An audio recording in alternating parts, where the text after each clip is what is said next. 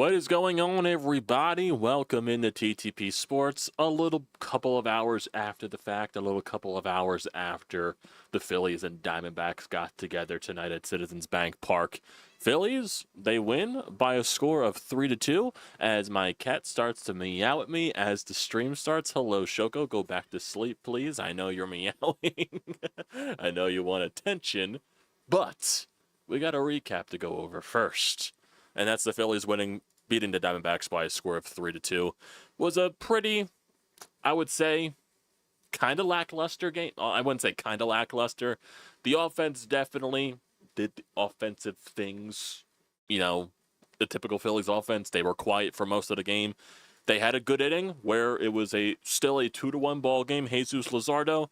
Pitch count definitely got very high. He was definitely getting into a lot of full counts. Defense did not help him, especially with Cal Stevenson getting the start in center field today over Johan Rojas. And I guess we can also bring up what happened in yesterday's ball game against, the Washington Nationals as they lost the final game of that series. Is it to a fact to where Johan Rojas got benched today for his kind of stupidity on the base paths by forcing a triple in the bottom of the ninth inning with 2 outs to where you possibly could have got the final out at third base? It was definitely a stupid decision. And then did Johan get benched for that decision? I have no idea. Of course, Rob Thompson says it wasn't for that fact.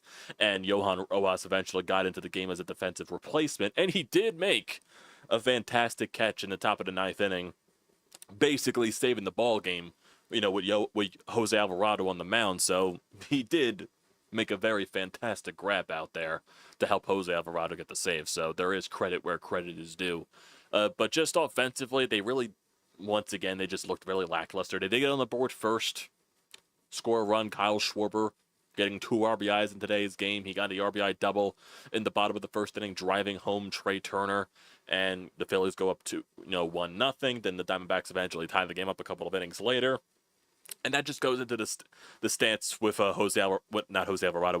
Luzardo in today's game. He wasn't bad by any means. He was just, command was a little bit off, got into a little bit of full counts in the defense with Cal Stevenson in center field.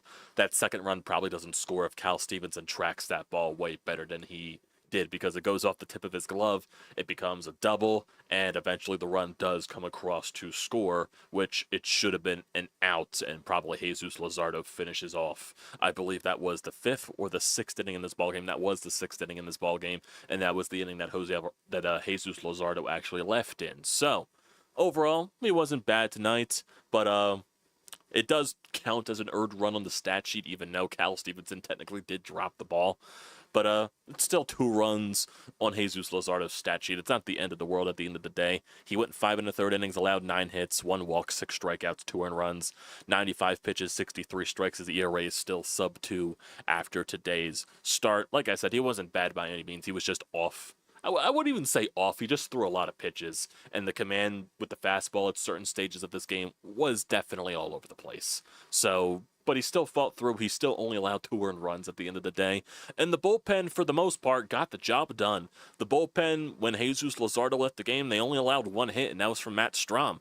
The rest of the bullpen, Tanner Banks, 1-2-3 inning. Jordan Romano, 1-2-3 inning. And Jose Alvarado, 1-2-3 inning. Even though there's quite a few scares with those first 2 at-bats, thanks to Johan Rojas' great catch. And then another one that was just a deep fly ball that died at the warning track.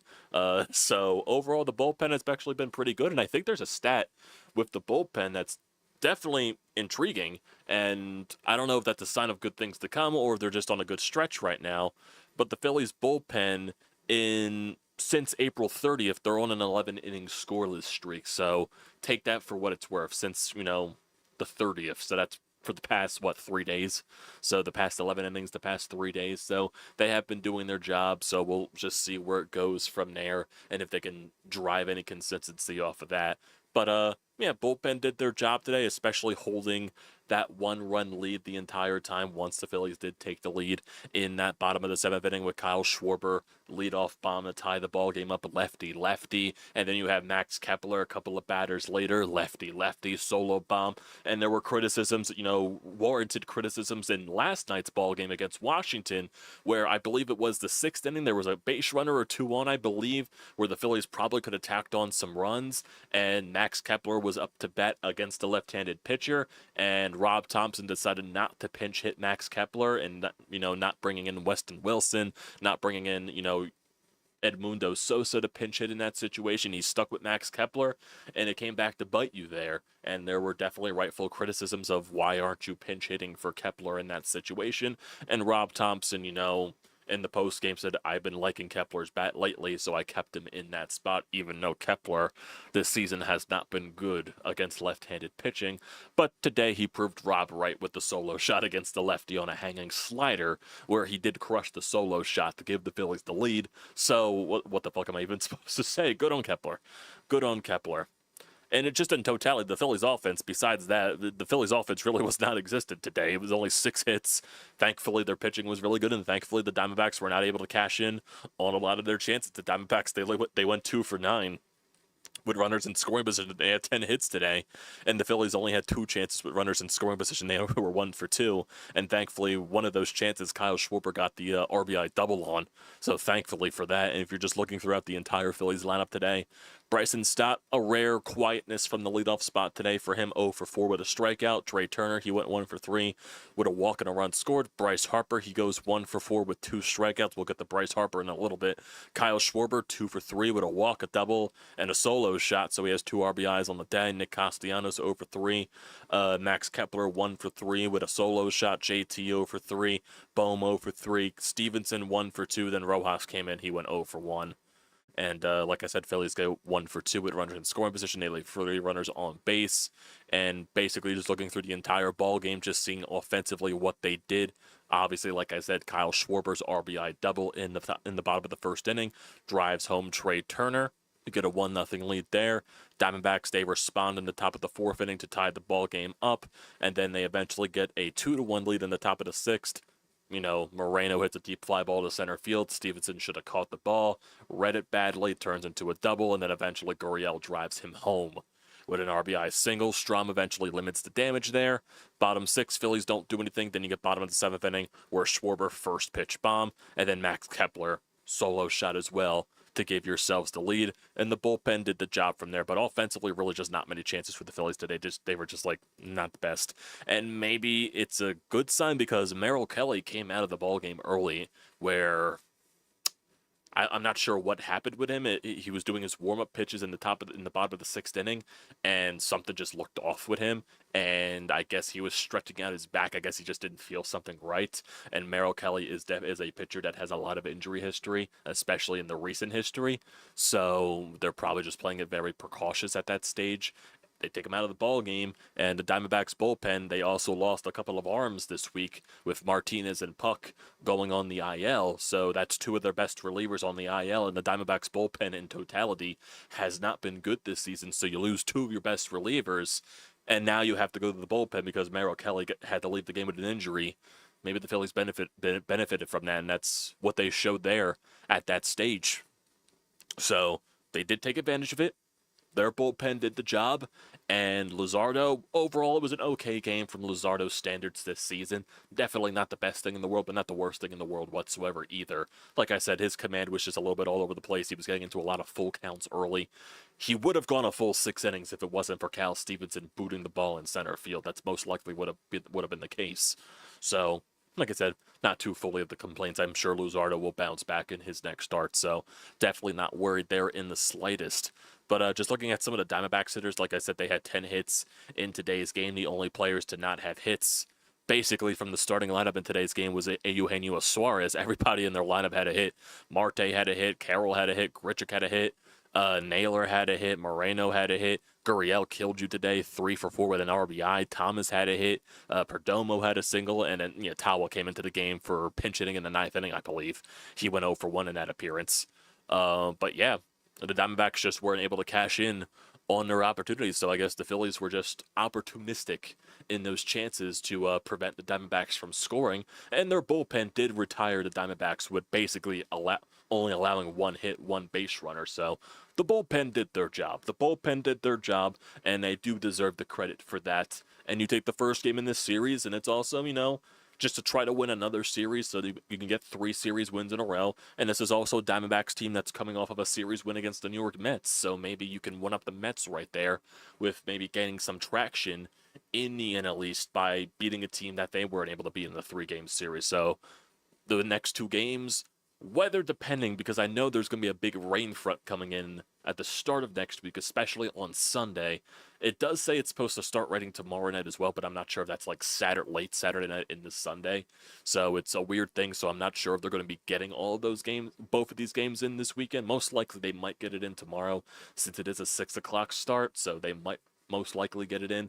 Sunday's definitely up in the air just with the weather. And then they don't have another home game this week. They go on the road to Tampa Bay and Cleveland, I believe. Even though they do have an off day on Monday, that doesn't guarantee that Arizona has an off day on Monday. That's most likely a getaway game this Sunday for both teams.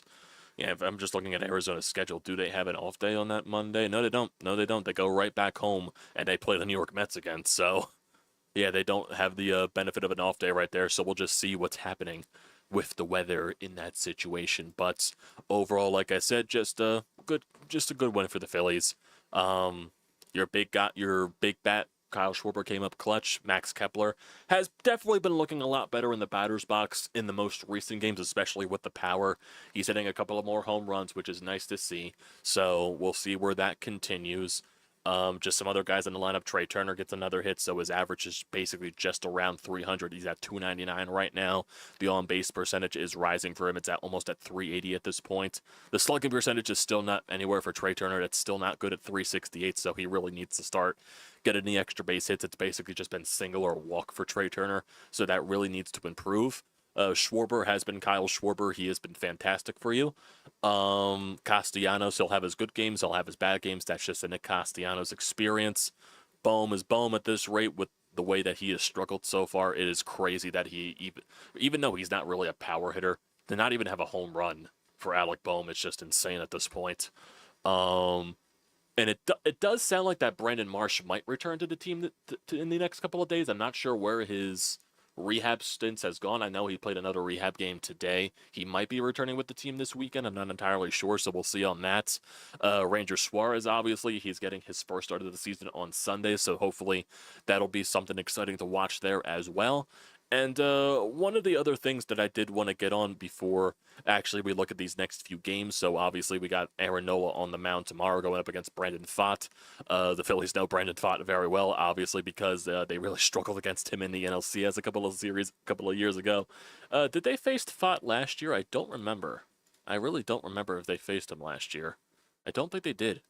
I don't think they saw Pfaadt at all. So this will be the first time they're seeing him since basically Game 7 of the NLCS in 2023. So hopefully they come in with a little bit of piss and vinegar, even though Pfaadt has been basically their best starter this season, 5-1 with a 2.78 ERA. In his last few starts, 6 innings against the Braves, 2 earned runs, 6 innings against Tampa Bay, 1 earned run, 5 2/3 against Miami, 1 earned run. So he hasn't gone past the 6th inning this year, but that's not guaranteed with this Phillies lineup. They'll probably allow him to go 7 or 8, but hopefully they come in with a little bit of anger against him. And for Sunday's matchup, it's Ranger Suarez against Eduardo Rodriguez, and Eduardo Rodriguez has been very bad for Arizona this year. So that's besides the point. And Ranger Suarez obviously making his season debut, weather depending, if that game is able to get done.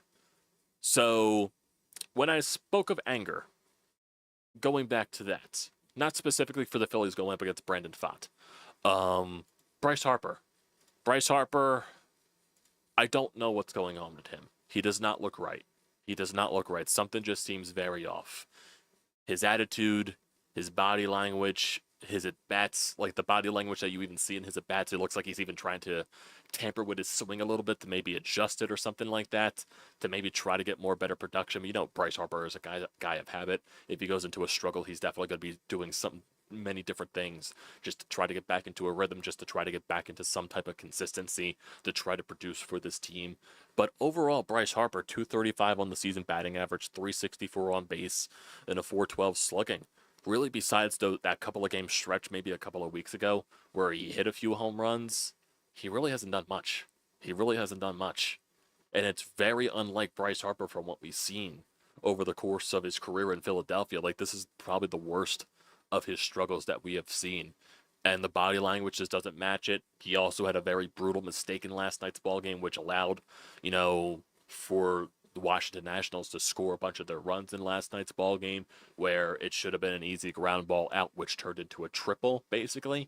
And it's the entire his at bats to where it looks like he's missing a lot of the mistakes and he's chasing a lot of bad pitches. He's not having good at bats. The body language just doesn't look right. Even after I saw Max Kepler's home run, they showed a shot of Bryce Harper in the dugout. He just did not look engaged at all. He just looked pissed. He just looked miserable. And maybe that's just on the reflection of him. Just, is he feeling sorry for himself? I have no idea. But a lot of people are throwing out different types of theories where, some people try to throw out the theories that he's upset with the Phillies not giving him a contract extension in the offseason. I really don't think that's the case. I really don't. There definitely could be something that I can buy into, to where he's very upset with the front office not making any moves because he understands what the flaws of this team are, to where he sees the bullpen issues, where he sees the lineup construction issues, to where he knows the offense is a problem with this team, but they really didn't do anything to address those problems. Maybe he's upset with the front office. I don't know what the issue is, and like I said, this is really the worst of what we've seen from Bryce Harper in a Phillies uniform, so I really don't know what happens here. I'm sure he's eventually going to find a way to figure it out because Bryce Harper is too good of a player to be struggling for this long. Really, it just is. And granted, it's only 1 month, even though now we're into the month of May, so basically this is the second month of this, starting the second month of the season, but I don't think Bryce Harper is going to struggle for more than a month at this rate. He's eventually going to find some type of form, find some type of consistency. Maybe he gets himself out of this funk. But right now, something just seems off. And other people are trying to bring into the fact, or maybe conspirize that maybe he's playing with an injury. Maybe he's playing hurt. And if that's the case, I don't know why he's playing if he's playing hurt. Is it that bad of an injury to where he can't play? Or is it that bad of an injury to where, or is it that less drastic of an injury to where he doesn't have to worry about not playing? Maybe that's the fact, but is the injury drastic enough to where it's affecting his performance? I don't know. I don't know. But personally, this early in the season, if he is dealing with some type of nagging injury, I don't even know why he's playing in the first place. He really shouldn't be risking anything. But there's just something off with Bryce. There's something off with Bryce. It doesn't look right. His body language doesn't look right. He just looks apathetic. He looks miserable out there. He just doesn't look engaged. It just doesn't. And I don't know what the cause of it is. Maybe it's just struggles, and he's going through a very bad struggle. But he just looks too much in his head right now, and he looks like he's trying to do way too much at the plate to get something going. And maybe there's something more deep into this that they're not telling us, that Bryce isn't telling us. It just doesn't look off. The overall vibe does not work right with Bryce. So it's just a wait-and-see process with him. Wait and see how much longer this lasts. It's just all I'm bringing up right now, because I don't know what else it's going to cause. I don't know where it's going to go. Like I said, I'm sure Bryce Harper will find a way out of it. It's just like I'm not used to seeing this from Bryce.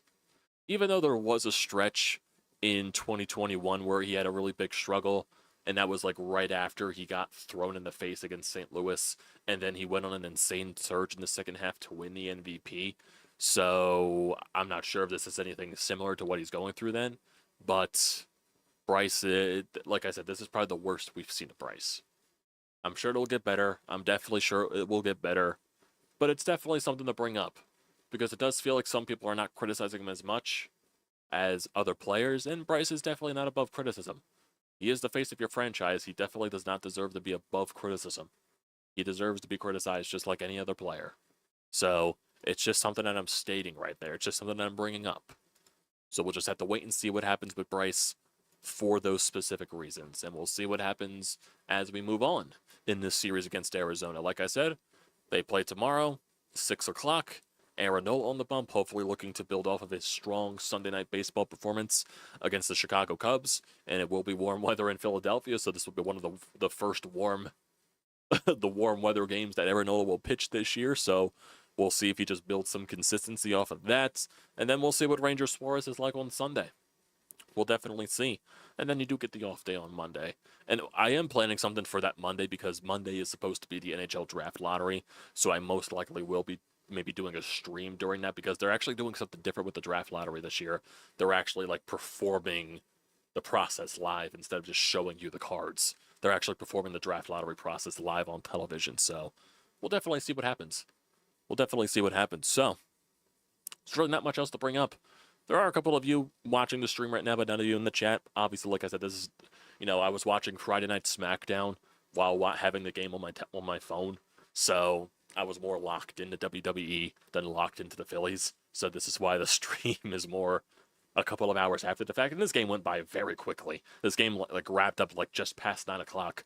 So the past 2 nights, it's been very quick Phillies games. So it's definitely like, of course the game I go to on Tuesday lasted till around 10. And then these last 2 games go to about 9. So that's just the unlucky part right there. So we'll see where this takes us. We'll see where the rest of this 3-game set takes us here. So that'll do it for tonight, everybody. Just a little quick recap here on the Phils, and we'll see where it goes from here. Tomorrow, most likely I'll recap tomorrow's game, and then Sunday we'll play it by ear just with the way the weather is going to be on Sunday and through the rest of the week. So you'll see something pop up in your subscription feed, so you don't have to worry about that. So appreciate you guys for tuning in as always. If you tune in live, if you tune in after the fact, definitely appreciate that.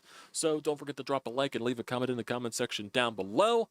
Don't forget to hit that subscribe button. Does me a very great deal of service. You can also use the code TTPSPORTS, $20 off your first purchase at SEATGEEK. Great deal. Don't pass it up. And you can also leave a follow at TTP Sports on TikTok and Instagram for reels and shorts and all the good stuff.